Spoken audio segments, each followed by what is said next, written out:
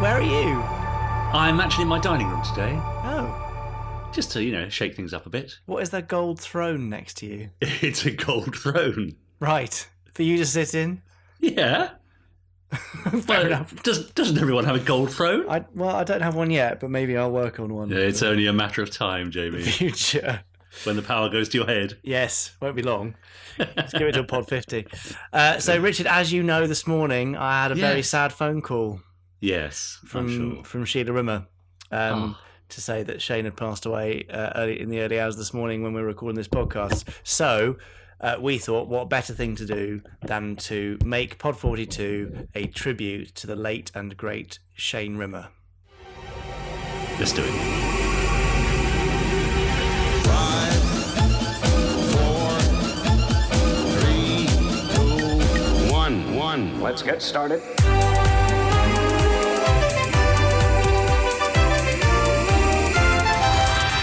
Let's go.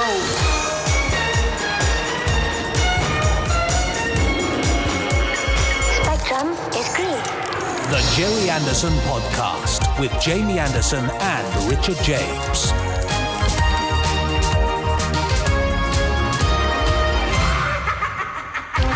So, here we are. Welcome, one and all, to a rather sad edition of the Gerry Anderson Podcast, where, unfortunately, we are saying goodbye to the legendary voice actor Shane Rimmer. Yes, and it's worth putting in now that this won't all be a sad doom and gloom podcast. Nope. Again, these things are always a celebration in many ways. But Shane passed away very sadly in the early hours on the 29th of March, the date of recording this podcast. But he was surrounded by his family, with Sheila and his sons.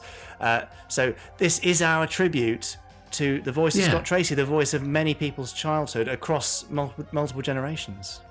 Yeah, I could think of no better place to do it, to be honest. I mean, if, here we all are, one big family. It's a great place for us to pay tribute to another member of the family who's left us. Absolutely, yeah. Now, this, of course, is where social media comes into its own, where it's a great platform for people to give their thoughts and memories when someone dies like this. So I've been collating a few messages from Twitter and our listeners group on Facebook, and I'll be reading some of those out as we go.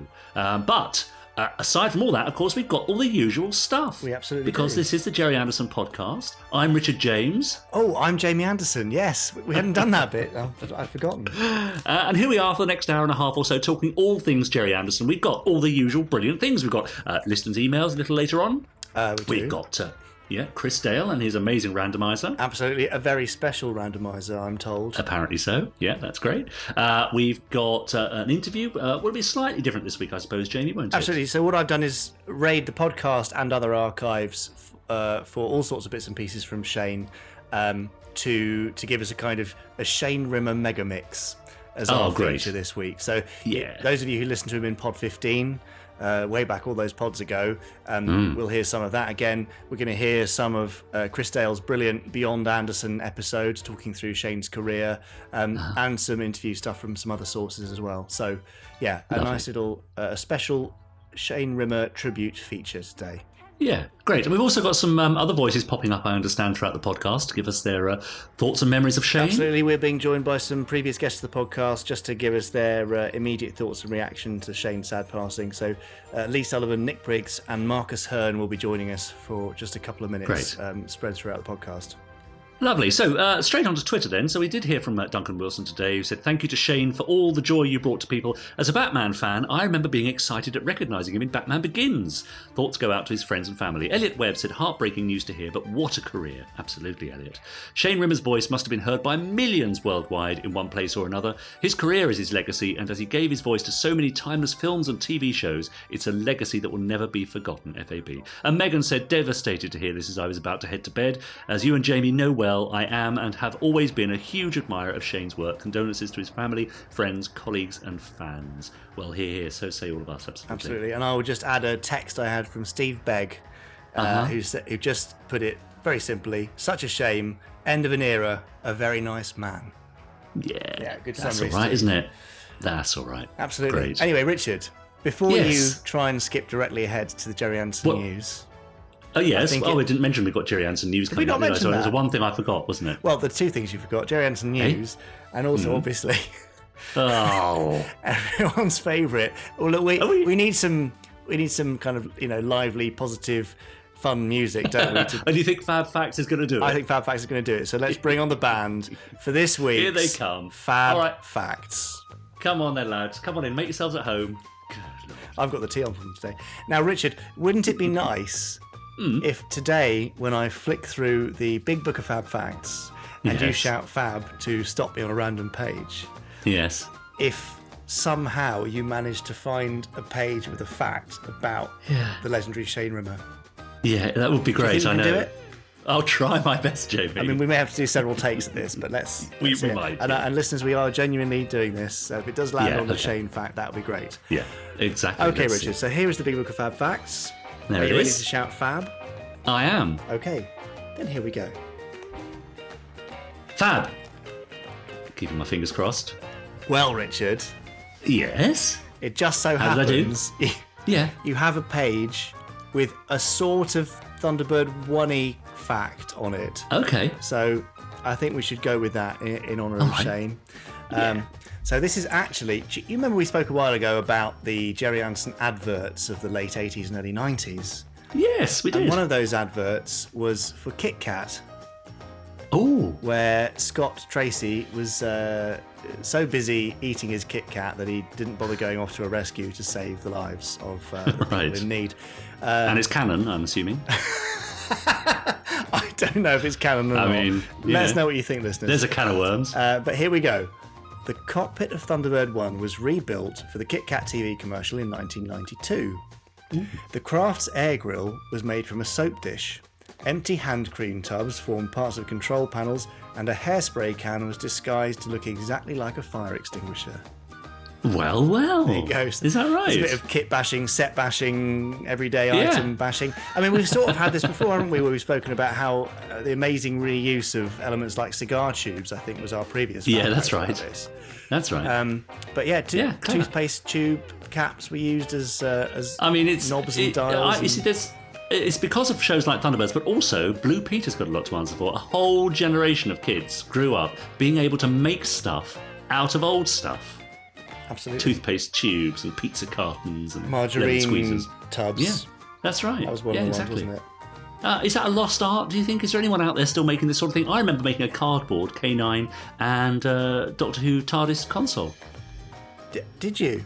Oh, yeah. And Where I are wish they I'd kept now? them. Well, exactly. I know. It's a shame, isn't it? Do people still do that? I would they hope so. do. Get in touch if you drop us a line, podcast@gerryanderson.co.uk We see and stuff. tell us what you're making with your cast-offs. Yes, we do see that sort of stuff all the time. And I think, as I said for Firestorm, we were pulling vacuum cleaner tubes and old water pipes out of places, Yes. inbox trays, circuit boards, Yeah. you name it. We All were, good stuff. That's right. Smashing it to pieces. Well, it's a bit like, we cobble together lots of old tat to make the Gerry Anderson podcast, don't we? So, we're carrying on a grand tradition. Yes, you and I are the old tat, I think, possibly. So we look forward to seeing pictures of your tat. Yes, we do, indeed. Now, be careful how you word that, yes. And that brings us to the end of this week's Old tat! Well, I think that works nicely. Beautiful. Yeah, let's just call it old tat from now on. Anyway. It's got a hashtag all of its own. It does. I'd like to head back to Twitter, if I may, because lots of Please people do. have been leaving messages on Twitter this morning. And this afternoon, following the news of Shane Rimmer's sad death today. So Sanjeev Bhaskar, who's a name I know you all know well, lovely Sanjeev. says, rest in peace, Shane Rimmer. His instantly recognisable voice always filled me with comfort, primarily as Scott Tracy in Thunderbirds, but in any movie, Bond or otherwise, he popped up in. Ian Jacklin said, such a wonderful man. I was lucky enough to meet him in 2008. Rest in peace. Thank you for everything you've done. God bless. Okay, Scott, on your way. James Pilson Wood, he was such a nice man. Met him at Bournemouth at the Comic-Con there. Such a gent. And John Player said, R.I.P. Shane, a true gentleman. So there we are. Lots and lots of messages all over social media today. Well, yeah, loads. Rather lovely. It's been picked up everywhere. In fact, when I spoke to Sheila this morning, she said, I do hope at least one of the papers picks it up. And I've seen it everywhere. It's all over the place. Sun, the Mirror, the Daily Mail, Telegraph, Times, Express, I saw Huffington today. Post, Express. Yeah. Yeah, it's everywhere. So quite rightly so. Now, absolutely. I have a special message incoming. Uh-oh, it's not rude, is it? No. Well, I don't know. I haven't heard it yet, but we're about to hear it. It's a message from previous podcast guest, comic artist Lee Sullivan. The first time I met Shane, I actually met his voice. I had just taken what I think was the last car parking space in Heathrow at an Anderson event there. And behind me came a voice, "Are there any more spaces around here?" And it was unmistakably Scott Tracy's voice. And I got a terrific thrill because I just knew who I was going to see when I turned round, and there he was. I met him subsequently at other events, and I spent a whole evening with him once talking about his exploits as a writer and as an actor. In particular, we talked about The Spy Who Loved Me, the Bond film, and his experience of working with Roger Moore. And he was an extremely generous man, and he extended that to me. He was very nice about my drawings, and so, of course, you fall in love with someone who does that. But you also fall in love with Sheila as well, his lovely wife, and my condolences to her. They were a lovely team, and conventions will not be the same without Shane. Yes, indeed. Thanks, Lee. Yeah, lovely Lee. That iconic voice comment strikes again. Yes. Yeah, you can't get away from it. Absolutely. I mean, lots of people saying that all over social media today, how much that voice resonates with them so much, and is also redolent of a particular period of their lives. It's something about these voices we hear when we're young. It's the Oliver Postgates and the Shane Rimmers and so on. The voices And the that Tom stay Baker. with you. Yeah. Yeah, and the Tom Baker, that's Absolutely. right, exactly. Well, every time that Shane rang me, it was always such a weird experience having Scott Tracy on the phone. You know, there's very few people I speak to with work who I'm sort of slightly in awe of just purely because of their voice. And really, it's the surviving Doctor Who actors and Shane, who I would hear from and just think, oh wow, it just feels like I'm talking to that character. That's right. Very, very sad. That's right. Yeah, it's great. I mean, there was a lovely tweet from our very own Chris Dale, actually, I must read out, about, it says, some actors are clearly uncomfortable in a convention setting, people still being so enthused by work they did decades ago, maybe understandably so, but Shane Rimmer's pride at being known for Scott Tracy and Thunderbirds always seemed so genuine and so rewarding to him and us. I thought that was rather nice. Yeah. He never did shy away from it, did he? No, never. He was just always so amazed by people's passion for it, and Yeah. he thrived on that, so... Yeah. Lovely. That's right. Right, Lovely. we've got lots more comments and contributions coming in. We have, but indeed. First of all, before we carry on with those, I think we should probably attack the Gerry Anderson news. Wow, that's rather aggressive. I'm in an aggressive mood, Richard. Here it is. Let's hear it. News.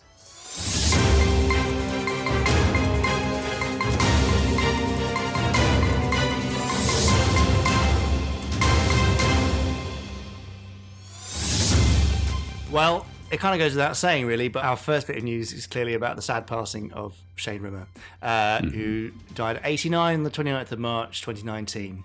I was kind of, in a weird way, pleased to hear from Sheila this morning that they knew in the last few days that this was coming, and they were able to spend lots of time with him in his last few days, and they were with him right up until the end, which is always a source of some comfort, as sad as these things are. And I'm sure that Sheila and the family were really touched by all of the inbound messages of condolence and tribute that you guys have been sharing with us across social media and across the web. It's been lovely to see. And we should note that we're only actually recording this podcast a few hours after the news broke, and already our feeds are completely flooded with lovely messages. So thank you, all of you, for that. If you want to know more about Shane's career, we've got more coming up in the feature slightly later on this podcast. So hopefully you'll learn that he was a lot more than just Scott Tracy. And I say just Scott Tracy. What a voice to be. That would be enough, wouldn't it? That would be enough. But he had the most incredible career, and hopefully you'll enjoy hearing about that shortly. Now, moving on to merchy news. Oh, yes. Richard, you know the Big Chief figures, the replica characters, which are rather lovely. I know them and love them. Yeah, well, they are great. Now, they have been delayed. We saw that with the Scott and Virgil characters. They were delayed by quite some way. And sadly, Captain Scarlet, Alan, Gordon and John have also been delayed. This is due to a factory move which just took a little bit longer than they'd hoped. It's really, really tough. I have to say this from the point of view of people who do create merchandise, and our merch is not as complex as one of these characters. There are a lot of things that you have to do to get right, and you just cannot put these things out unless they're perfect. So Big Chief are working really, really hard to make them perfect. Now, the Captain Scarlet, I have seen the latest prototype or the pre-production sample being produced out in the new factory, and it looks amazing. Beautiful uniform. They're currently waiting on some new chips which will allow for the epaulets to light up. And there's little details like that which I think really make it. So if you have pre-ordered one of those figures, you will be getting an email update from me directly. In fact, you should have already had it. If you hadn't, then email tim@gerryanderson.co.uk and he'll give you an update. But they are on their way, and the production numbers are quite limited. So if you do want one, I would still highly recommend pre-ordering one to make sure you can grab it. And there is a new pre-order going live for Parker via Big Chief's Launchpad system. It's kind of like their own little version of Kickstarter. And we will be showing off a new Parker prototype on Fab Live tonight. I'm sort of skipping over into a new bit of news now, but it seems natural. Yeah, no, that's great. Fab Live tonight, that's the 1st of April, and April Fool's Day. Fab Live really is happening on YouTube and Facebook, youtube.com/GerryAndersonTV, facebook.com/GerryAndersonOfficial, and twitch.tv/GerryAndersonTV, and probably on Periscope too. It's everywhere. We're all over the place. But do join us tonight. We'd love to see you there. And if you haven't already sent in an email or whatever for us to cover, then it's probably too late now, but you can try maybe fablive@gerryanderson.co.uk. But yes, watch in to see the lovely Big Chief Parker prototype, and it's a real beauty. I mean, I thought they'd done a nice job on Scott and Virgil, but Parker is absolutely stunning. I look forward to seeing that. And Richard, finally for this part of the news, you know our lovely listeners Facebook group. Oh, yeah. Which has been live for a few weeks and has got, about 150 members currently? Yeah, I think so. That's right. If you're not already a member there, do come and join us. Just search for the Gerry Anderson Podcast Listeners group on Facebook. Or go to the Gerry Anderson Facebook page, scroll down on the left-hand side and click Groups, and you'll find us there. Make sure you answer the questions to get in. But we've been running a poll, Richard, haven't we, about what podcast listeners want to be called? Yes. And do you have the official results there in your gold I have envelope? the official result. I have in my hand a piece of paper. So we narrowed it down, didn't we, in the last podcast? There were lots and lots of suggestions from androids, which I thought was quite scatological. But we finally got it down to Podstrons and my personal suggestion, Podleys, yes, of course. Indeed. Podley being the captain from Space Precinct. However, we have a result. It's quite a landslide, I have to say. It is, isn't it? So Podleys, at the time of recording this, was standing at 28 votes. Podsterons, however, 57. Well, there we go. So I think it's a runaway winner there. It is a runaway win. It is. It's easy for you to say. It is a runaway win for Podsterons.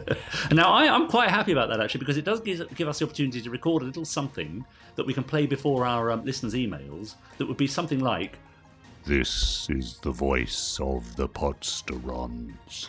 Which would be quite fun. Just for that, and that alone, it's great news. Exactly. So, congratulations on choosing your own title, Podsterons. Yes. We'll have to get some merch with... something to do with Podsterons on it.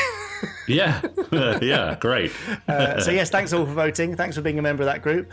And for now, at least, this is the end of the Gerry Anderson News. That was the news. I would just like to say, however, that as you're listening to us at the moment, when you've finished, why don't you subscribe to us on whichever platform you're listening to us on, and leave us a nice review and rate us as well, because that's always useful to get other people to listen. And we have a feeling there might be a few people out there who might want to join us. Yeah, only 3 or 4, but yeah. No, we think they will. And actually, do you know what? If you've listened this far and you hate what we're doing and it's a 1-star review, that's fine. Yeah, But equally, that's all right. if it's a 4 or even Yeah. a 5-star review because you're really enjoying it, we would really Yeah. love to see that too. So Yeah, exactly. And also, you can get in touch with us on Twitter. Just hashtag us, hashtag Gerry Anderson Podcast, and we'll see your messages there. Or you can include I'm Jamie Anderson or Richard N. James, and we will see what you're tweeting about. Now, back to the sad loss of Shane Rimmer today. Doctor Who cast and crew on Twitter tweeted RIP Shane Rimmer, who played Seth Harper in the 1966 story The Gunfighters. Shane was 89 and will also be remembered for his role in the Thunderbirds franchise. I like that. I like the fact that they've gone for the Doctor Who. Oh, and will also be remembered. yeah, he's in one Who story. Yeah, Plus, that's right. 32 Thunderbird stories. That's right. Benji Clifford, who we know well and made us our lovely theme tune as well, says very sad to hear that Shane Rimmer has left us an iconic voice, as we were mentioning earlier, which has captivated generations of kids who watched Thunderbirds. I was very lucky to see him talking about his experiences only a few months ago. And Jenny said, so sad to hear about Shane Rimmer passing away. I've met him a few times, and he was lovely. And yes, he was. He was a great chap to spend a few hours with. Yes, always having a bit of a laugh and a joke. Yes, he was. So before we move on to our listener emails, because people have been emailing us at podcast@jerryanderson.co.uk, here's a quick message from Nick Briggs. Hi, I just wanted to say how sad I was to hear about the news of Shane Rimmer dying. I don't think it's a secret for anyone who knows me that I'm a huge fan of Thunderbirds and made a huge impact on me when I was a kid. I had all the toys and everything, and I'm still, I still rewatch it and love it. And that voice of Scott Tracy from Shane Rimmer is so iconic and just brings with it so many exciting memories. Father, we're approaching the danger zone and all that sort of stuff. It's just, he was such a heroic character, and Shane's voice was so perfect for it. And funnily enough, I was watching an episode of the first episode of Space 1999 today for various reasons. Well, mostly enjoyment. And there, Shane's voice came ringing through there as well. I remember it popping up in James Bond movies as well. Just brilliant. And of course, I was lucky enough to, be in his presence several times, and fairly recently actually at an event celebrating the ITC series, various ITC series, and he was on stage entertaining us all. He was always brilliant at entertaining his fans, plenty of anecdotes, and everyone was always thrilled to meet him, and he was always very generous with the people who were thrilled to be in his presence. I think he's the voice of many people's childhoods, and he'll be sadly missed. Thank you, Nick.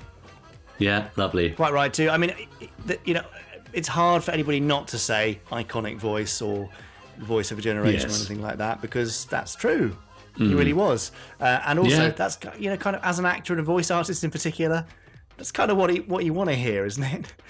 I mean, if we were just saying, what a lovely guy, and he did those things as well, but he was amazing, and he brought a certain tension and gravitas and quality to the performance of something like Thunderbirds that made it into a show which actually took itself quite seriously, added to the drama, and was a real key part of the whole thing. So yeah, absolutely right. We may be repeating ourselves, but justifiably so.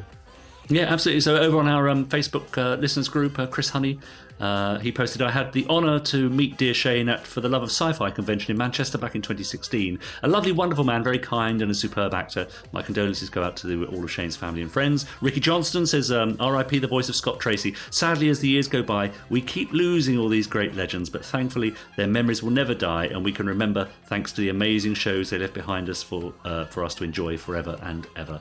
And that's exactly right, isn't it? They have left such a legacy, all these great names that I know we're losing now. It seems at quite a terrific rate sometimes, but they do leave behind them an amazing legacy of work. Absolutely. An indelible legacy. Yeah, and of course it's all still there for us to enjoy. That's the lovely thing. Yeah. And we'll keep enjoying it on all these podcasts and future ones to come and beyond. Yeah, exactly. Now, Richard. Yes. Should we turn to some listener emails? I think so, because they've been listening very patiently, haven't they? They have. It's about time they got a word in edgeways. Okay, so I guess. This is the voice of the Podsterons. Well, with that new I think that intro, works. I think we're going to increase the number of listener emails because people are going to be wanting to be part of the Podsterons. The what? The Podsterons. Oh, that's what you'd. Yeah. Do you think I changed good. it? No, yes, slightly. No, it's the Podsterons. If you would like to be a Podsteron that gets read out, email podcast@gerryanderson.co.uk. Yeah, But don't very email good. So who have you got there, Jerry? podsteron@gerryanderson.co.uk because that won't work.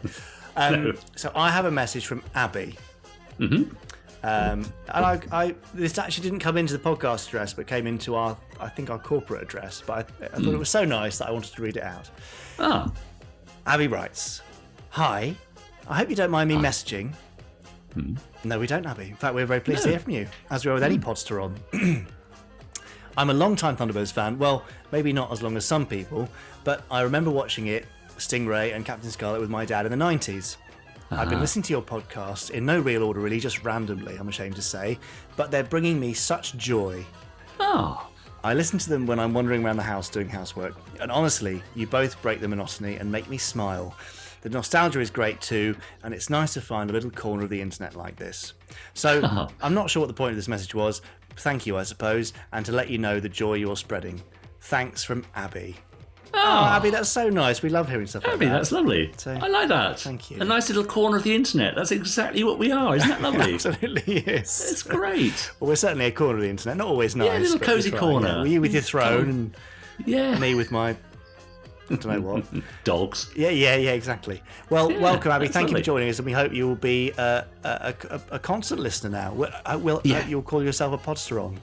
Yeah, exactly. And we don't even mind if you're listening randomly. That's fine, isn't it? Be a nice surprise when this one comes up. Yeah. I have an email here from Mark Simpson Wedge. Oh, yes. Now, we did ask last time, didn't we, for people to name all the little excerpts and bits of dialogue and music that were featured in our opening theme that the aforementioned Benji Clifford so kindly put together Yes, for indeed. us. I think we made it a little competition, didn't we, Jamie? We did make it a Giveaway competition, attached. and the first person to send their answers in was Mark Simpson Wedge. So well done to Mark. He says, "Hello, gentlemen." It's very formal, isn't it? It is. Hello, Mark. Here are my answers for your competition. Firstly, the Space Precinct theme with Big Rat sound effect. Followed by the 5, 4, 3, 2, 1, Jeff Tracy, Thunderbirds opening with Thunderbirds theme. Yep. Then it's Let's Get Started, which was said by Commander Shaw in a Stingray episode called The Big Gun. nice spot. Then we have the Terrorhawks theme with more Big Rat sound effects. Yep. Then we have Let's Go. That's said by Steve Zodiac from the 5-Ball XL5 opening. And then we have White as Snow, and that with the music from Captain Scarlet Yes, indeed. underneath that. We have Spectrum is Green. That's said by Harmony Angel from Captain Scarlet and the Mysterons. And finally, the Terrorhawks theme again with Zelda's Laugh. That is a very Very detailed and correct pretty good, isn't it? response. Yeah, it's excellent. He said, "I know Richard only requested the opening, but the stage 1 complete in the closing is Atlanta Shaw in the first Stingray episode." Nice. There we go. work, Thanks, Mark Simpson Wedge. So, Mark, Above and beyond, really. you did go above and beyond. That doesn't mean you get any more, but there will be a prize package winging its way to you very, very shortly. So, congratulations for being the first one to write in with that extremely complete and exhaustive list of sources for our audio for the opening of the podcast. Yes, that's right. And thank you to everyone else who applied as well. But tough luck, you didn't get there quick enough. Yeah. Well done, Mark. Now, just before we head off to our special feature Yes, indeed. for this pod, there's just a few more messages on our listeners' Facebook group I'd like to read out. Alex Kay said, "The fact that Scott Tracy said my name as Shane signed a photograph for me was a wonderful moment. R.I.P. Shane. Feels just like yesterday that he was on the podcast." Yes, indeed. Neil Holloway said, "I never met Shane myself, but he'll always be remembered by how many characters he played in so many different shows across the Gerry Anderson world. R.I.P. Shane Rimmer, gone but never forgotten." Quite right. Of course, we had Dick Spanner. Yep. We had Scott Tracy, of course. We had, Lieutenant Brogan in the Space Police pilot for Space Precinct. Absolutely. Plus, he jumped in on Space 1999 and UFO and Captain Scarlet. He wrote on Scarlet and Joe 90. I mean, all this stuff we're going to hear in the feature shortly. But before we Great. get there, Yeah. I'm just going to do a quick call to Dad's biographer, Marcus Hearn, to hear his thoughts and reflections on Shane's life and career. So, hello, Marcus. I've got a few things to say about Shane, really. And I think the first thing I've got to say about Shane is that I'll always be very grateful to him and to Sheila for the faith that they showed in me. And this is really more a story about me than it is about Shane. When I started my publishing company in 2010, I was pretty much starting from scratch, really. And I didn't really have anything to work with. And when he offered me his autobiography, I was very grateful to him because although I wasn't really a rookie, he didn't really know me, to be honest, hardly at all. And, you know, my company was essentially a startup company, really. And he placed a lot of faith in me to publish his first book when really he didn't really know me that well. And he trusted me. And I was, you know, this is something I said to him and Sheila at the time. In fact, I said it to them several times. But, you know, I'll always be grateful to Shane for the faith that he showed in me, for that, to entrust me with his autobiography. Because it's a very important thing, especially for many of the actors I've worked with. The autobiography is often the final act. You know, it's the last thing they do, and to have trusted me with that, or to have trusted my company with that, I thought was very touching. So I was very grateful to him and his wife for that. And then when he delivered his manuscript, I realised what a good writer he was. Actually, I mean, obviously we all had a lot of affection for him as an actor and as a voice artist. And I was aware that he'd written some episodes for Gerry, etc. Joe 90, I think, and Captain Scarlet. Yep. And I think he worked on Secret Service as well, didn't he? I think. One episode of Secret Service, and of course he wrote the screenplay for The Investigator. But let's not talk about that. Of course he did. Yes, absolutely. Yes. But you never know with these things, you see, because you never know when you see a screenplay on television. You never know exactly how much, to what degree it's been a collaborative effort. Because Shane was very good friends with Tony Barwick.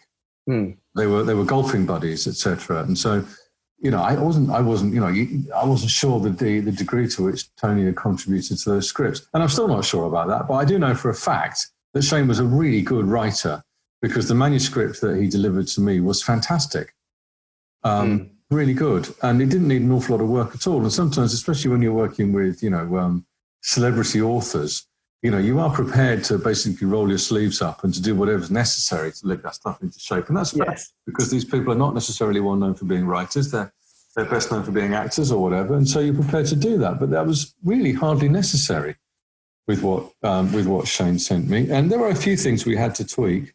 And at that point, you know, he went even higher in my estimation because not only was he a really good writer, he was a great collaborator as well. And he absolutely understood what needed to be done, and he did it without any fuss, not that there was very much of it. And he was great. He was really good. And but I think my favourite memory of Tony, of Shane rather, overall, is actually got nothing to do with his association with Tony Barwick or Thunderbirds or the scripts he wrote or even the manuscript that he delivered to me. It's actually of when my son was born. Right. He was, as well as being a great actor and a great writer, Shane was something of a philosopher as well, actually. And when my son was born, when you basically present a new child to people, it's they usually sort of make sort of burbling noises. Or baby noises, and you know they say all the right things, and you know it's a lovely thing. And you know, oh look, you know here's one we made earlier. You present your child, and people say nice things, and it's a lovely thing. But people tend to do pretty much the same thing, or say pretty much the same thing when they see a baby for the first time. But not Shane. I remember we all went to Shane's house for lunch, and I brought my little boy who was very, very small then, probably just a few months old, I think. And he was sat on the sofa next to Shane. And Shane picked him up and looked him in the eye and said, "Hey, kid, do you like where you landed?" Nice. No one had ever said that before. No.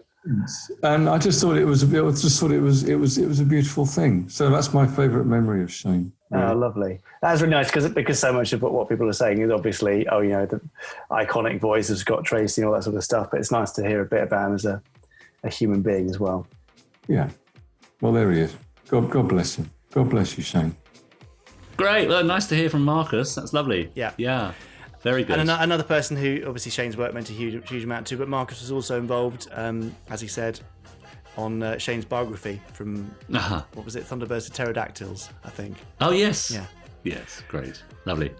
Yeah, very good. James Fielding, we were talking about Shane's voice a little earlier on our Facebook page. Says, very sad to hear about the passing of another Anderson icon. Out of all the characters of the Anderverse, Scott Tracy is the most iconic, right down to the strength of Shane's vocal performance to hundreds of viewers in the 60s and beyond. R.I.P. Shane Rimmer, you were fab. Yeah. That's a good note to, I think, transition from emails and comments into our feature this week, which is a mashup feature of Shane's interviews, his life and career, clips from that across the decades, and hopefully you'll get a nice feeling for what an amazing legacy he leaves behind and for what a nice chap he was.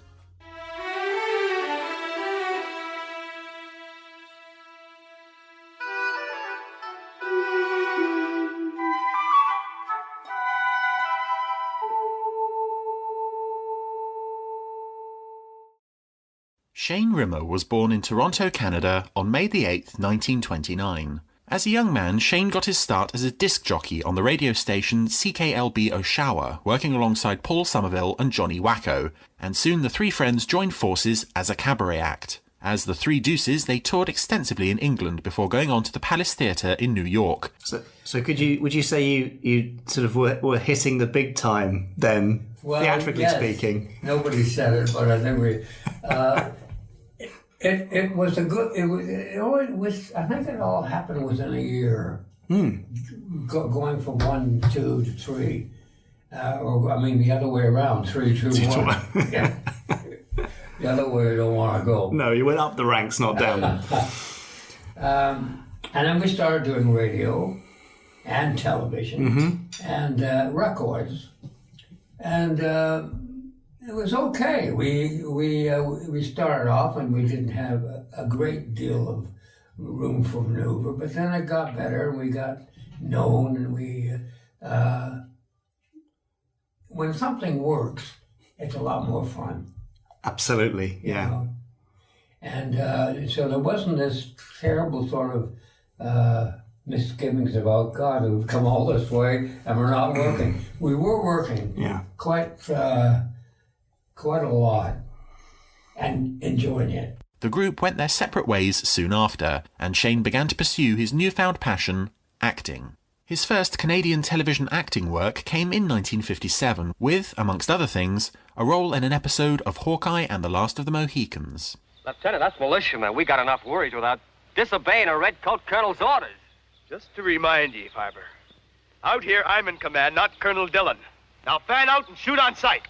Meaning no disrespect, Lieutenant, but that's an order you've got no right to give. He continued working in Canada for the next few years, and got his first taste of voice work in 1958, when he revoiced the lead character in the English dub of the very first Italian sci-fi movie, The Day the Sky Exploded. Have every suitable rocket throughout the world equipped with atomic warheads, then launch to hit the target at a given hour, they would disintegrate the meteorites. He's right. We must start a computer program. Can we do it in time? It must be done. It's the only chance there is. Shane emigrated to London in the late 1950s, and as was the case for many of the Canadian, American and Australian voice actors who worked on the various Gerry Anderson series, this move proved extremely lucrative.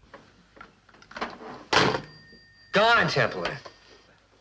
Well, that's all there is to it, Major. I was on my way here to pick up Sergeant Johns and the truck passed me. And you think the driver was in uniform? I don't think I know. This is incredible.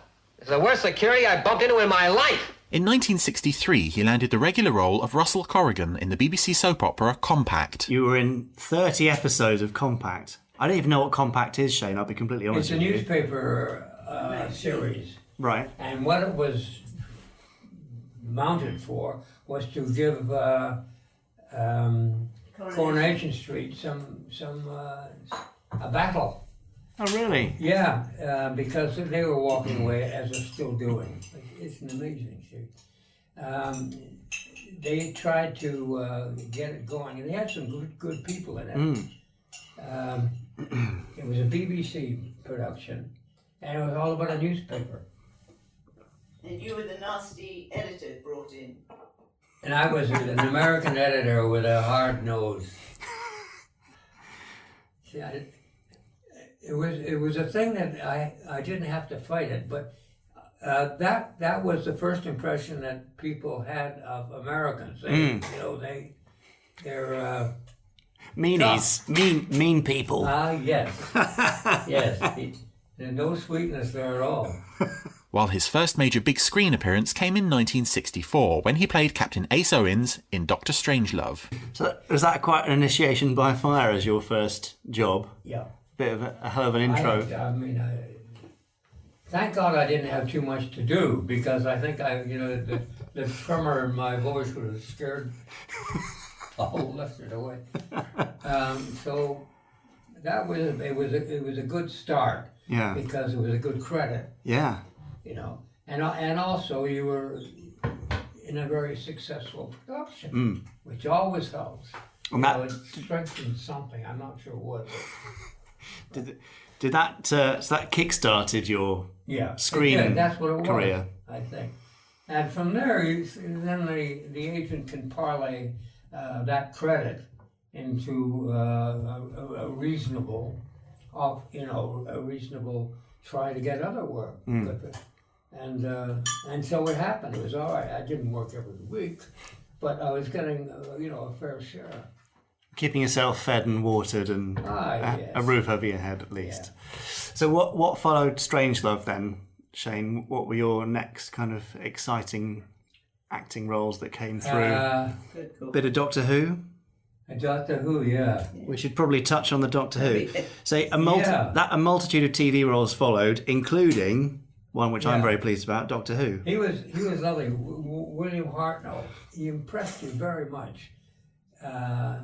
He was getting on, but he held that series together. Yeah, absolutely. No doubt about it. And he didn't like me.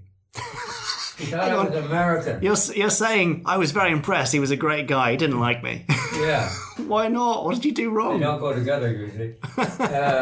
No, but he did, and he came over and he said, "What part of America are you from?" And I said, "Well, north, like Canada." And that was it. We became very fast friends. Won't you introduce me? Yeah, give me a pleasure. Doc, I would like you to meet the Clanton brothers. The Clanton brothers. Oh, dear. I mean, how do you do? He continued his singing career, performing in various clubs around the country, while also occasionally releasing some of his songs on vinyl. And the little congregation prayed for guidance from above. Lead us not into temptation, bless, O Lord, this celebration. May their lives be filled with love. It was while on a club tour that he was invited to audition for a role in the next series to be produced by the AP Films team, and he was very quickly hired to provide the voice of Scott Tracy in Thunderbirds. So you went to the house and... We went to the house and went down to the basement where he had a studio, and 2 weeks later I got a call saying, "You're Scott Tracy." Now, I didn't know anything about space or anything about how it worked. I didn't know your father. I didn't know. I was sort of clueless about it. Do you know any of the history of the shows beforehand? Any awareness that the people you were working with had made these kids shows? No, I didn't. Shame. It's terrible. I lived in a vacuum, I tell you. Well, you were very busy, weren't you? That's why. You didn't have time to watch kids' TV. London Tower, this is International Rescue. Fireflash is in trouble and we are equipped to help you. International Rescue, please give me information about your organization. We cannot grant facilities without knowing more details.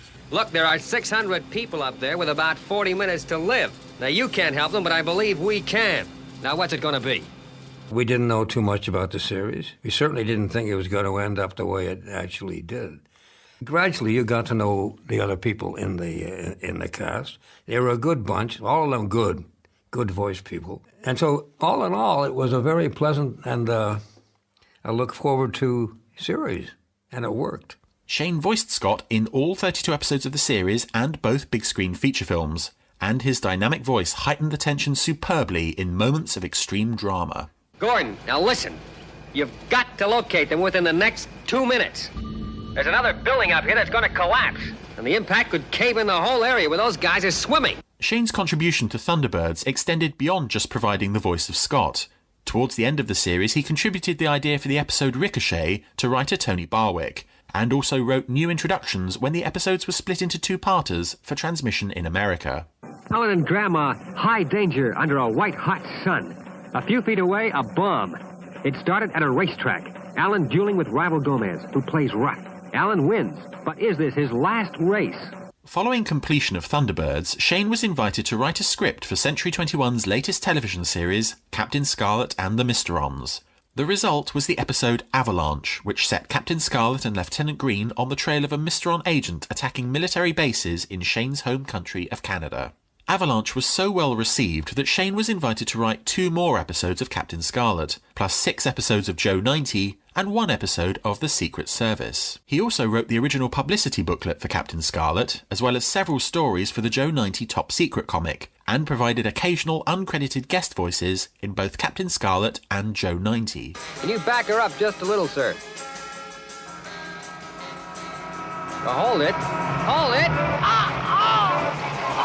In 1967, Shane first appeared in the world of James Bond when he had a brief, uncredited appearance in You Only Live Twice.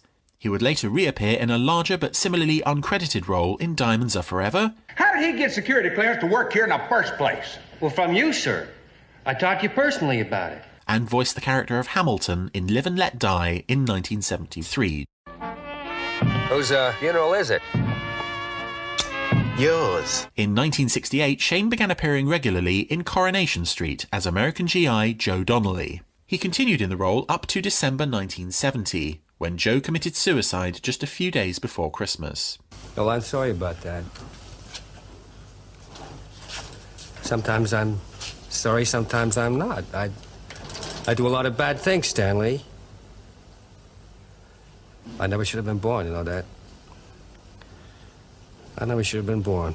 In 1969, Gerry Anderson switched from puppets to live action with his latest series, UFO. Shane appeared in the first episode as a shadow pilot, and would then don an alien spacesuit for the second episode. I tell you what, I could have slept in my helmet. It was so big. And I bumped into I don't know how many trees because the things kept on falling away from the visual track. And one time I knocked myself out. He later returned to the series for one final appearance as a CIA agent in the episode Confetti Check A-OK. Please, Harry, just tell me what's happening. I'll tell you, Caroline. Don't believe everything you hear. She bought it. She bought it. Staying in the world of Gerry Anderson, Shane made a guest appearance in the Protectors episode Vocal in 1971, and the same year was reunited with fellow Supermarionation voice artist David Healy in an episode of The Persuaders. You know what I think you are? You're an undercover agent for the fuzz. You planned the gold heist? Every detail. Well, why don't you tell me about it? While working on The Persuaders, Shane began to shadow series star Tony Curtis, as Curtis was scheduled to appear in an episode of The Protectors that Shane had been asked to write. But when Curtis became unavailable to play the part, Shane stepped in at the last moment to star in his own story. You know, I really love this town. Despite my hotel room, I like this town. What's the matter? It's not good? Oh, it's bad news. Why don't you bunk in with me for a few days? Are you serious? Well, sure, why not? I'll give you 2 seconds to attract that offer. I take it. He later made one final contribution to The Protectors by writing the very last episode of the series, Blockbuster. You have been patient, and now your questions will be answered. The Investigator. In 1973, Gerry Anderson made one final ill-fated attempt to revive Supermarionation with a 25-minute pilot film, The Investigator. Shane worked closely with him on developing the story, and also provided the voice of John, one of 2 schoolchildren reduced to puppet size by an alien being called the Investigator, as part of his vague plan to make your world a better place. The results were less than spectacular, and Anderson was so disappointed that he refused to show the final product to potential investors. That, of course, is the whole idea. Later that year, Shane travelled to Munich to deliver a particularly intense performance as Coach Rusty in the cult sci-fi movie Rollerball. What the hell are you trying to do? Nobody's gonna win this game! Game? This wasn't meant to be a game! Never! Movement Alpha from Eagle 2. We'll be arriving on schedule. Following Rollerball, Shane could be heard in several episodes of Gerry and Sylvia Anderson's latest big-budget sci-fi series, Space 1999, but didn't get to appear on camera until the episode Space Brain, when he got to utter one of the more infamous lines of his career. You must not touch my brain! Before disappearing under a torrent of alien foam. In 1974, Shane was back on the big screen as a CIA agent in pursuit of Donald Sutherland and Elliot Gould in the espionage spoof Spies. Where are you going? What are you doing? Hessler! Do you still believe him? Yes, sir. I told you to stop doing that. I'm sorry, sir, but I thought that you... You are not supposed to think. I'm sorry, sir. I thought that... Yes, sir, I'll certainly get right. 1977 was a particularly busy year for Shane, beginning with an appearance in an episode of Anglia Television's documentary series Science Report, titled Alternative 3. This edition looked at a secret plot to relocate humanity to the Moon and Mars in the event of a cataclysmic disaster on Earth, and featured supposedly real-life testimonies being delivered by actors. Shane played astronaut Bob Grodin, a man who claimed to have made an astonishing discovery during a moonwalk. Well, we came down the wrong place. And it was crawling. But we were on the line of milk line. You're talking about men from Earth? Do you think that they need all that crap down in Florida to get two guys up there on a bicycle? The hell they do. You know why we're there? To give them a good PR story for all the hardware they're shooting out into space. I mean, we're nothing. Christ, we're nothing. This obvious hoax was due to be broadcast on April the 1st, which would have been fine if it hadn't been delayed by scheduling issues. When it was finally shown on June the 20th, the Anglia switchboards were jammed with calls from confused viewers demanding to know the truth. Despite all claims to the contrary, there are still those who believe that Alternative 3 was no mere TV hoax, but one small piece of a much larger real-life conspiracy. Look, that's it. That's it. Also in 1977, Shane returned to the world of 007 for Roger Moore's third big-screen outing as James Bond in The Spy Who Loved Me. Unlike his previous appearances in the series, this was a major role, as Shane's Commander Carter joined forces with 007 in the movie's final act to rescue Russian agent Anya Amasova from the clutches of the fanatical Stromberg. That armor plating must be inches thick. We'll never get through it. It's good for the armory. What do you reckon to find there? A nuclear missile.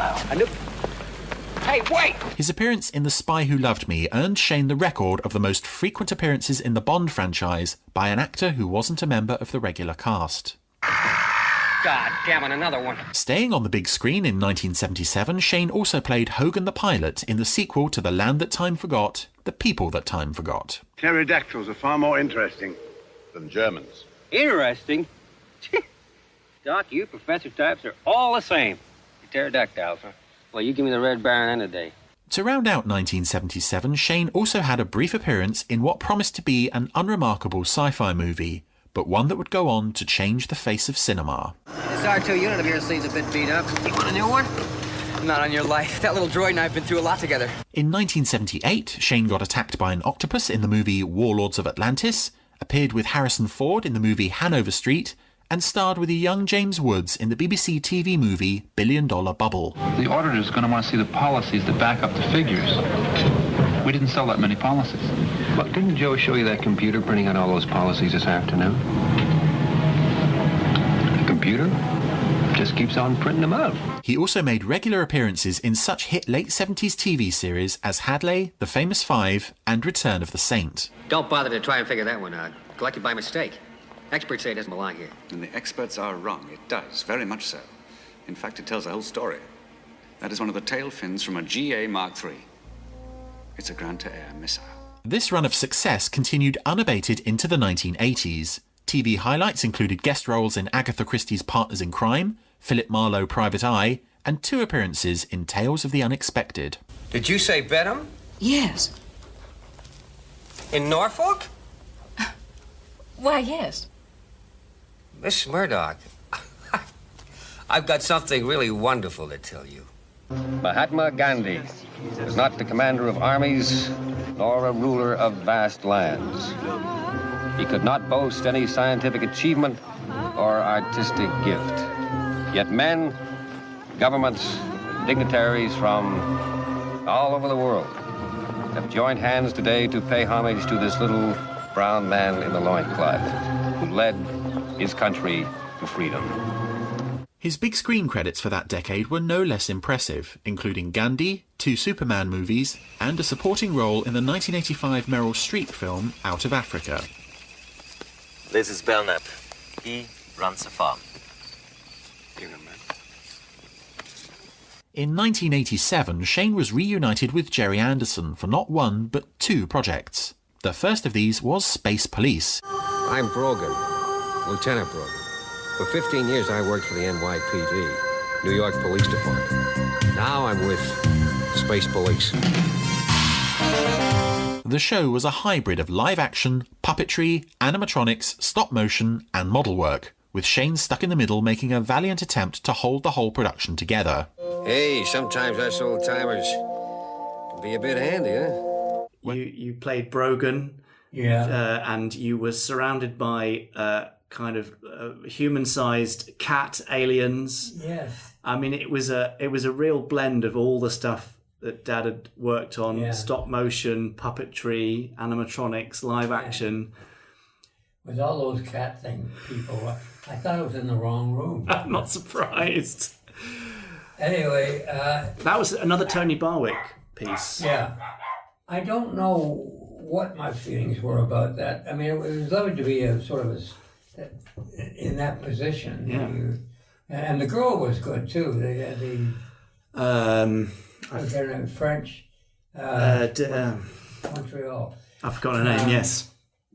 I'm terrible at trying to remember all the names. Come on, Sheila, you're the font of all knowledge of these things. Yeah. Catherine Chevalier. Oh, yes, indeed. I just looked at Sheila and I absorbed the knowledge. Yeah. I think what might have gone wrong, and I shouldn't criticize whether... Absolutely, you should, Shane. What do you think went wrong? Animal... I don't think that worked very well. No, they were a bit kind of... sort of somewhere between cute and scary. They were, and you didn't believe them. No. When they opened their mouths and said something, you said, what is this happening? And they, but that was one error out of 20, I think. Well, and not as much of an odd choice as The Investigator. I think Space Police holds up better than The Investigator. Yeah, I think it did. I think it had promise. I just think there was a bit of miscasting there. Yeah, and it did eventually get there much later on. It took many years. When a full series of Space Police finally appeared on television in 1994, now reworked into Space Precinct, Shane was no longer part of the cast, and the role of Brogan was now to be played by Ted Shackelford. The name's Spanner. Dick Spanner. Private investigator. By way of contrast, Shane was pretty much the entire cast of Dick Spanner, a stop-motion spoof of the classic private eye genre. I took the elevator up to the 14th floor. My office is on the 15th, but that's another story. Shane took on the lead role of robotic detective Dick Spanner and was a perfect fit for the world-weary character as he navigated a bizarre world in a parallel universe not far from here.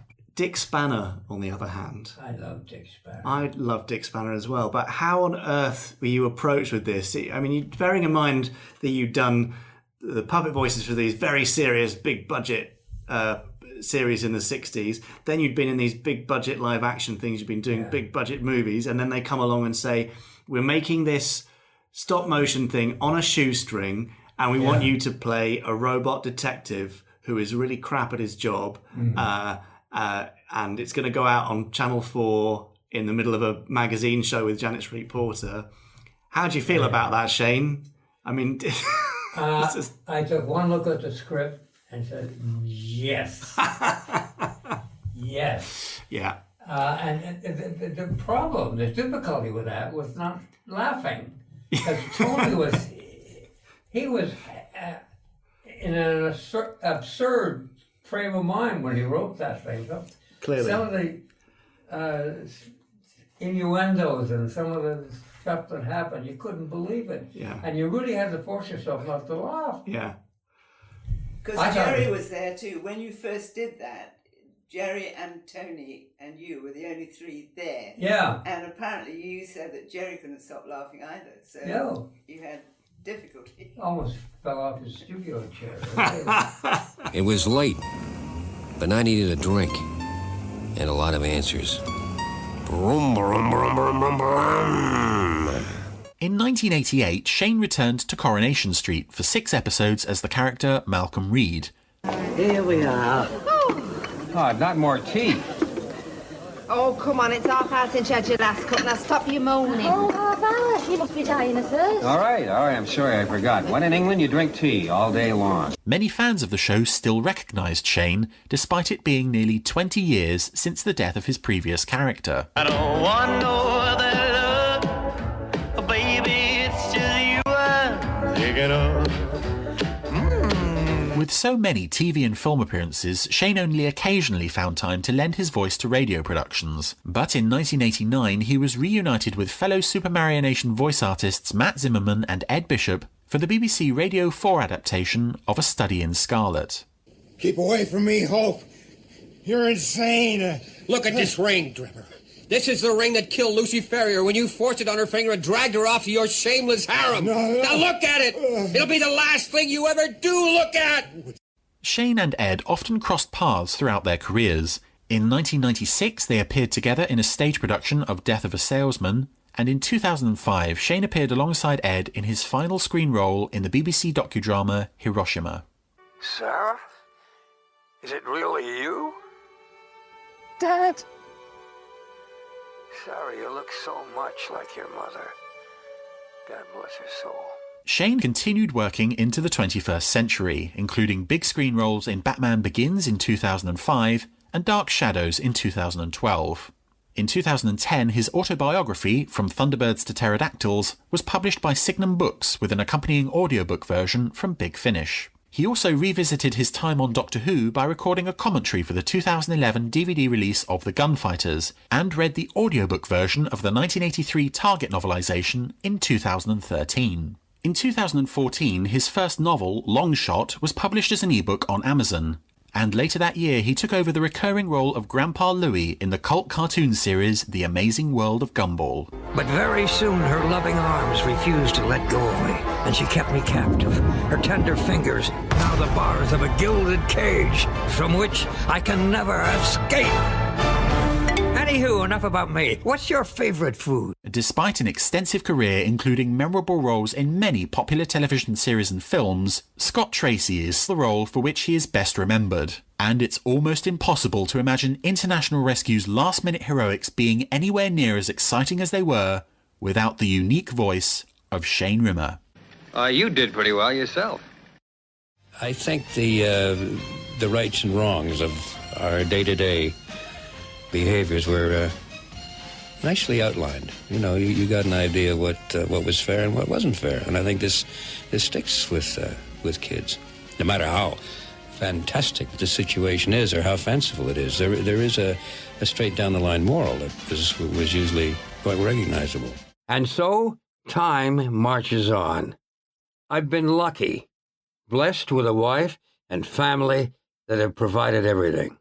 A family that has flowered beautifully, and the companionship of friends and neighbors along the way, some of whom have remained a part of our lives, others who have briefly appeared and just as quickly disappeared, but gifted us with spirits much expanded by the meeting.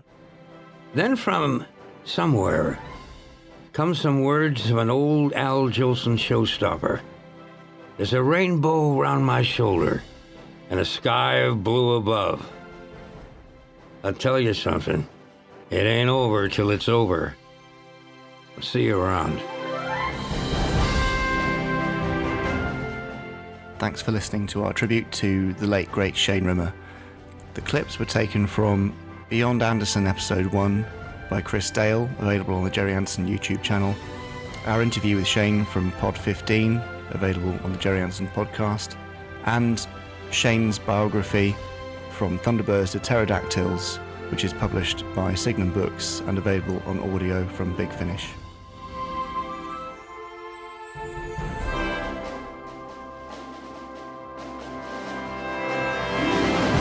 Ah, lovely. I know we keep Lovely saying it, stuff. but what an amazing career. Yes. So many different things. Extraordinary. Starting life as a singer in that trio, the Three Juices. Yeah, amazing. And you heard in that mashup as well. His one of his singles that was released. What a lovely singing voice he had, as well as the speaking voice. A man of many talents. Absolutely. Amazing. I mean, it's testament to the man that, as you say, he has been all over the media today. I mean, you said Sheila was hoping it would be picked up, and absolutely has, because we've all either seen him in something, or we will all know that voice. We would just know that voice.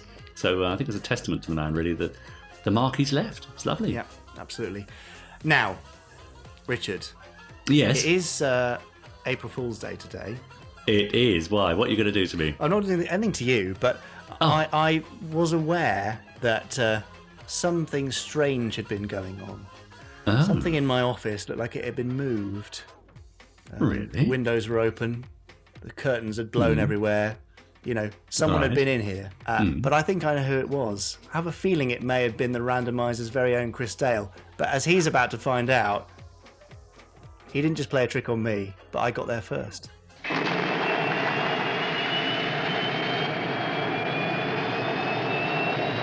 Oh, we've done it, Marina, we've done it! We broke into Jamie Anderson's house, and did you have to throw such a big brick through his window, by the way? He's not going to be happy about that. You did. Oh, okay, well, we got what we came for, and it's this. The master copy of GFI. Never ever seen by the wider Anderson community. It's supposed to be absolutely terrible. And today, on the 1st of April 2019, you and I are going to be the first people, aside from him and his dad and the people who made it, to see it. Well, I'm going to be the first. You're going to keep flying the eagle, if that's okay. No, if it's really that bad, you can watch it afterwards. Anyway, I'm going to go into the passenger module. I will connect it to a screen there, and we will see just how terrible GFI really is. Right, I'll just use the old Sonic to connect the tape to the Randomiser's visual output, and that should do it. Okay, right, here we go. GFI. What the hell's this? Atomic explosion. I thought this was a cartoon. These are models. And rather badly operated models at that. What's... Oh no. Introducing Paul Star. Oh no. Wherever there's danger, you'll find the men of the Space Bureau of Investigation. Anderson, you tricked me.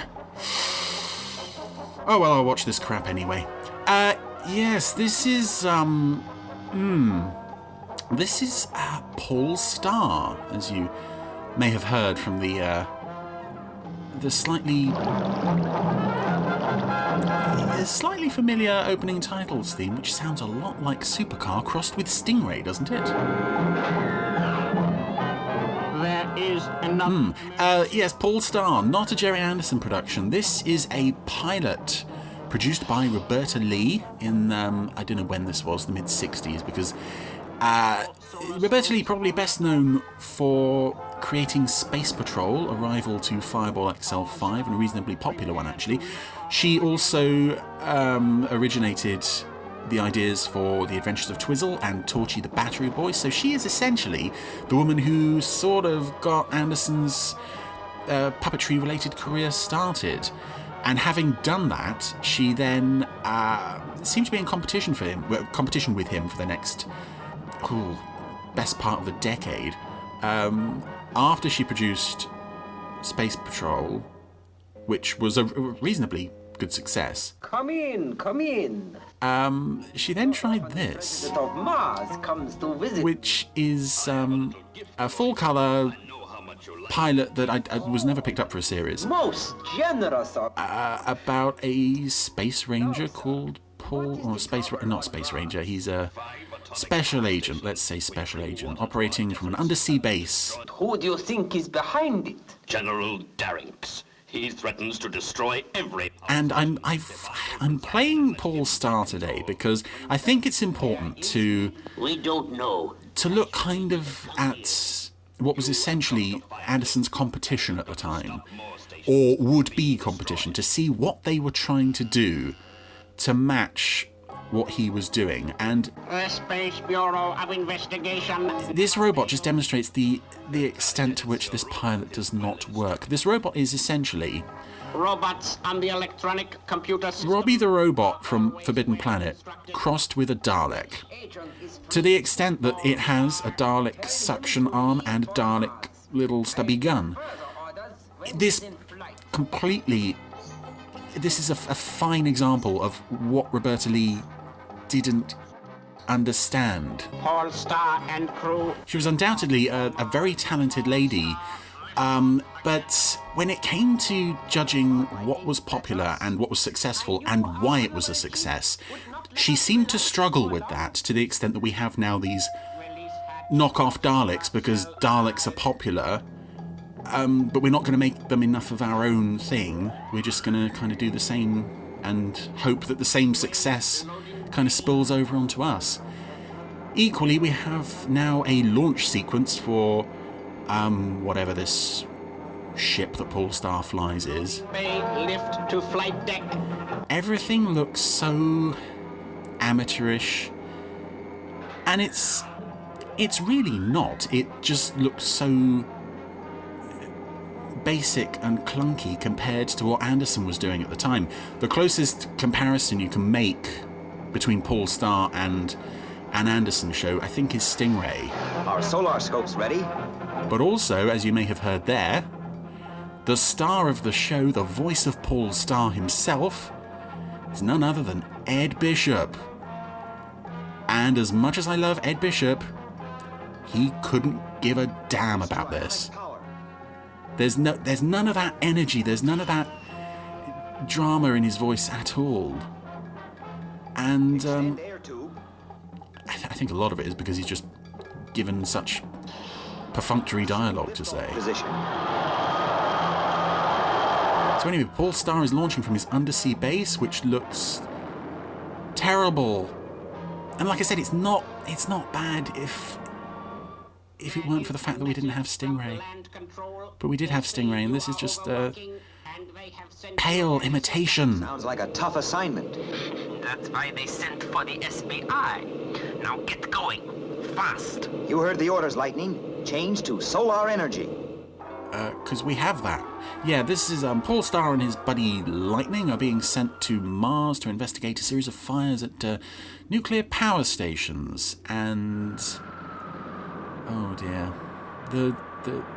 there's no weight to any of these vehicles. There's no precision in the landing. Oh god, this power station looks terrible. And every room in the base, you see the sign on the door, because it's easier to just show that rather than to sort of be clever, be inventive in the writing and convey it that way. How many men work here? Only 10. We're fully automated. Except for those 10. Where does that door lead? To the roof. I'll go up and look around. Maybe jump off if this gets any worse. This place looks comfortable. What's that? There is literally a bed and a chair. Well, no one could hide here. Yes, they could. It's a massive open space with lots of room to hide, actually. Anyway, Paul Star's Japanese co-pilot Lightning has crept up onto the top of a tower. I have to tell you that he's Japanese because he's very humble. He won't mention it himself in the dialogue. It's left its egg. It must have been afraid because I was watching. And I am quite scary. With only 10 men to watch, it shouldn't be difficult to find the one we want. What's that? Yeah, Paul Star does not seem particularly on the ball when it comes to assignments or anything. What's in your hand? Come on, show me. And this is another good example of this show. Radio. That's the cracker. It goes. It does a lot of very odd moments where characters can see what each other are holding, and they still ask what they're holding. What's that egg? It's an egg. See, that's a perfect example. These characters are... Your face is enough to scare anyone. Oh, well, screw you. I wonder if a robot could cause a fire. Let's find out. Yes, sir. Would you like some matches? These characters are... I'll take a look there. Thoroughly unlikable, and I think part of the reason is the puppets have these, what look like rubber faces. The mouths are animated quite well, but the eyes don't move. For some cotton wool. And that's rather unnerving when you're so used to the Gerry Anderson stuff where the puppet's eyes, moving the puppet's eyes was like, was that as far back as Torchy they were moving the puppet's eyes? So this is further Uncanny Valley stuff. But anyway, the pilling egg that Lightning gathered has just exploded in their room. Do you think I'm a traitor? It's my job to suspect everyone. So far, Paul Starr is just wandering into rooms, pointing his gun at people who apparently just work at the base and are doing their jobs, and, yeah, isn't getting very far. He's accusing a lot of people, but he's not making any headway with his investigations. Meanwhile, his comrade lies dying. I can smell smoke. Maybe I should investigate. Again, more familiar sound effects. Lifted from the Anderson shows, we know that noise so well. And again, it's part of making this show look as Anderson-y as possible, but it's not there. Yes, and so is Lightning. We'll soon have this under control. I mean, it only took us half an hour to find him, but, you know, now that we know, I'm sure we'll sort this out very quickly. I was as unconscious as my ancestors. It sounds as if it was an explosion. He's Japanese, in case you didn't know. Forget the egg. Our problem is to tell Chief what's happened. I'm afraid. Yeah, forget the reason for the explosion. Just Understatement of the year. report that it happened. Oh gosh, this underwater base. This is dreadful. What's the matter with Star? Lightning nearly got... Oh, his chief's eyes are moving. And they still don't know what caused it. Only a little, but they are moving. Dr. Mann has arrived. Send him in while I talk to the president. Oh, Dr. Mann. This could be some comedy gold coming up here. I'm your new assistant. My what? I won't have a woman down here. So you're stuck with me for the next 4 months. You will resign long before then. Care to bet on it? I don't gamble on certainties. Oh dear. Well, there we go. The chief has a new woman assistant. I don't know why he thinks she'll be resigning within 4 months or whatever the hell the deadline was that he gave her. But you see, she's a woman, and her name's Dr. Mann. Oh god, this is sexist hell. I am determined to hatch it into honorable bird. Because I am Japanese, you see. I have no character, just nationality. If this is a real egg, I'm a pilling. What's wrong? I want to get rid of this. Open the window. Yeah, suspected bomb. Just chuck it out the window of a power station. It doesn't matter where it lands. Oh! You've blown up what looked like a fuel storage tank. Good on ya, Star! Yeah, so Star and Lightning have become convinced that these birds are laying egg bombs. Only one pilling is making for the roof. Or one particular pilling. Must be the phony bird. You're right. This bird is mechanical. Hey, Star, do you want to jump in and help Lightning? He's struggling with that bird. Quick! I can't keep it down much longer. Oh, you're just going to clear off? Okay. I'll call the Martian tracking station right away. And make it fast. Lightning can't hold that bird down much longer. And I'm sure as hell not going to help him. Yeah, the chief and the leader of the baddies, was it General Dallinks or something? Their face is like Martian tracking station. 30 or 40% Martian tracking station receiving you. chins. The baddie has like 3 chins. They're very unattractive puppets, these. I can't hold on much longer. Poor Lightning just being left to deal with this robot bird all by himself. While Star is just sat on the bed, chatting to whoever he can call up on the video screen. This waiting's making me nervous. Lightning! Where did you come from? Happened? Nothing. Just stay awake and do some worrying with me. We've tracked the bird. Hang on, Lightning's done more than you. He's been blown up. You're just blundering around telling people off for no reason. So, Chief's been landed with a woman. Because he's a woman. This is Dr. Leslie Mann. Are you receiving me? And how? I mean, the Super Marination shows could be sexist. I mean, sometimes the outfits on, say, UFO, you could say that's kind of sexist, but you would always see the women in positions of authority, and even if they weren't playing huge roles in the stories, they were still mostly treated with respect. But with this poor old Dr. Mann, who, even though she hasn't done anything, she's currently got her feet up on the sofa drinking tea. Where's the bird?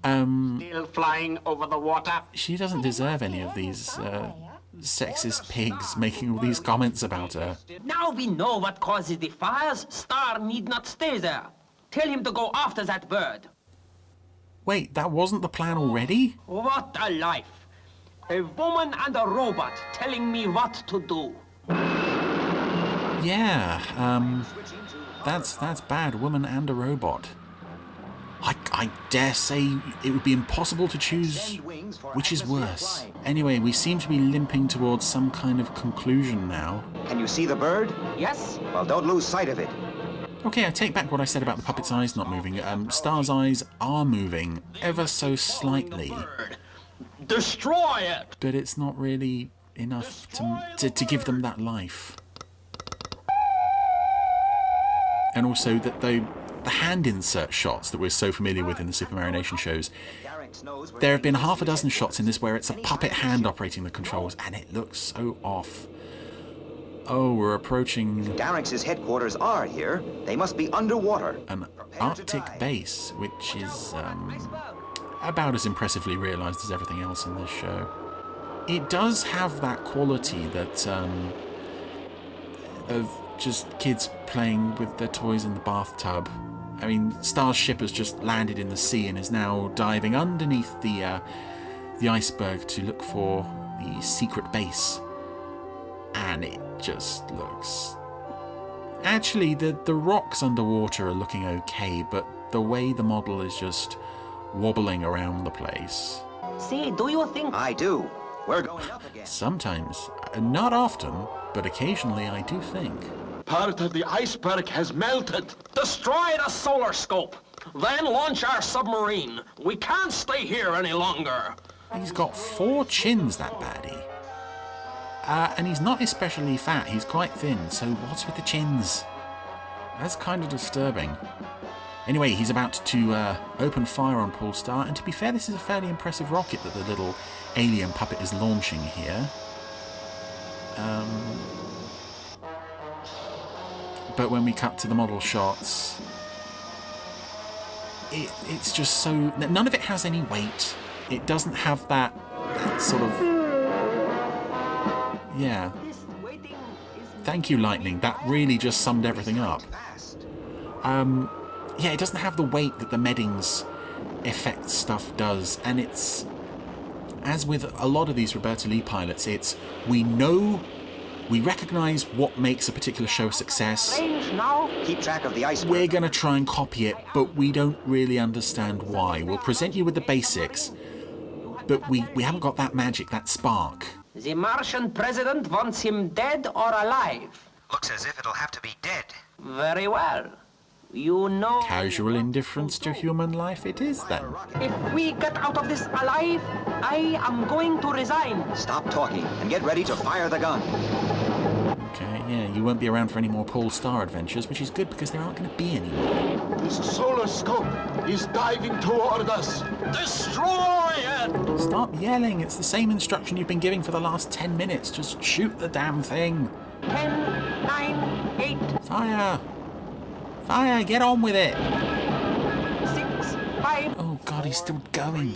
2, 1, fire! Fire! Yes, thank you. Missile done! The set seems to be on fire. Oh! Okay, the baddie's headquarters have been hit. The baddie is just slumped backwards in his chair. His eyes just sightlessly staring up at the ceiling. Yeah, he's dead. Lots of familiar sound effects. Oh, culminating in real-life A-bomb test footage. Always a nice thing to have in a children's show. By the way, Lightning, do you still want to resign? And leave Dr. Man to you? I am too much of another gentleman. Wait. I thought you hated the idea of a woman being around. Oh, God. Who cares? Anyway, that was Paul Starr. Not an Anderson show. And thankfully not even a real show because it never got beyond the pilot. Yes. Not impressive. I think it is important to look at things like this, though, and just appreciate how good we had it with shows like Thunderbirds and Stingray, which probably, to be fair, had a lot more money thrown at them than this. Tell him there's trouble. But this is just... Roberta Lee seemed to spend, like, 5 or 6 years after Space Patrol just kind of trying to find that Anderson magic and not making it. I mean, even here, this sounds so much like a cross between Supercar and Stingray. And it can journey anywhere. Oh, Edward Bishop. You have done better, my friend, and thankfully you would go on to do better. As would Anderson, but sadly, Roberta Lee, you did not deliver the goods this week. Take that, Chris Dale. Jamie. Forced you to watch a whole episode, well, the only episode of Paul Starr. How could you? Oh, wow. It is April Fool's Day, I mean, it is More April Fool, Fool's Day, Chris. yes. And I think we all needed a bit of fun after such a sad tribute episode to Shane. Yeah. And yeah, Paul Starr is absolutely a way to have a good old laugh. I mean, I'd never even heard of that. Do you think many people would have done? Well, I mean, it's been on the internet for a while. I don't know how it got there, who uploaded it, but it has been around for a while, and I hear it mentioned occasionally. And I mean, it did have Ed Bishop in as Paul Starr. So it's got pedigree. Well, you say that, but as Chris noted in the randomizer just then, he sort of phones in the performance. I think he's looking at it thinking, oh dear, this is a bit ropey. And it is a sort of weird... I mean, it takes itself quite seriously, but it feels like a parody of Stingray and 5XL5. Right. Ugly puppets, just weird. Okay. So there you go. That'll teach you, Chris. Don't try and break into my office in future. And if you listeners at home were hoping for him to actually do GFI, sorry to disappoint you. That's never going to happen. Well, we could do a randomizer because then you wouldn't see it, I suppose. No, true. Especially because people like Dirk Maggs in last week's episode have mentioned GFI, and we've talked about it on and off. So sorry to disappoint you, but we do hope you enjoyed the special April Fool's edition of the randomizer, and you can go and watch Paul Starr on YouTube. I think I might. If that hasn't put you off. Yeah, no, I'm intrigued. I mean, that's great. I will say I have tried to watch it before. Yeah, and tried. And Chris's randomizer is the furthest I've actually got through watching the whole thing. It's pretty painful, but it's a really interesting little thing to watch. So go and give it a go. Great. You might enjoy it. And thank you, Chris. He'll be back next week with another randomizer. In the meantime, as many of you do, you can get in touch with him on Twitter at Chris Dalek. There's lots of video stuff that he's narrated as well on the Gerry Anderson website. I was watching the top 10 scary moments from Space 1999 recently, which is a lot of fun. In the meantime, of course, get in touch with us. Podcast at gerryanderson.co.uk. We love to hear your comments and thoughts. We also love to hear your audio files. Very easy to do. Just record yourself into your phone and send it over to us and we'll play it out on the next podcast. Get in touch with us on Twitter, hashtag Gerry Anderson Podcast, and also subscribe to us on whichever platform you're listening to us on. Rate us and leave us a nice review as well. There we are. All the housekeeping. Perfectly said, Richard. And I will say, again, I've been looking at the numbers. Huge numbers of listeners who aren't subscribed. Cool. What? Why wouldn't you do that? I don't know, you're making life very difficult, listener. So if you're one of those listeners who is listening but isn't subscribed, just pop over and hit the subscribe button on your podcast app now and you make life easier for yourself. Yeah, and in the meantime, head over to our Facebook listeners page as well. So over there, we've got lots of conversations. For example, Ian Jacklin has posted pictures of a Parker head that was found in a skip by a friend of a friend. Jonathan Westall is asking, is it me, or are some of the buildings used in the scene when Zero X crashes into Craigsville in Thunderbirds Are Go made out of Lego? Ooh. I don't know. Yeah. Interesting one. Rachel posted, just received the Joe 90 Volume 4 in its gorgeous box. Quickly had to reorganise my Anderson shelves to squeeze it in. So lots of people getting involved over on the Gerry Anderson Podcast Listeners Facebook group. You can join, answer 3 questions, and I personally will let you in. Yes. And then join in the conversation. Yep, we'd love to chat to you there. Yeah. But until then, or next pod, which will be pod 43, won't it, Richard? I should imagine so, Jamie. Yes. Then, have a lovely week, and we'll speak to you soon. Yeah. Bye. Bye.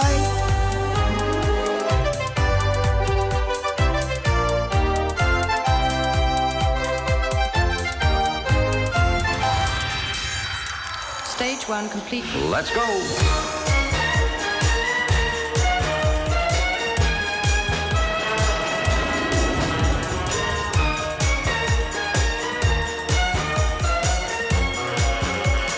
Spectrum is green.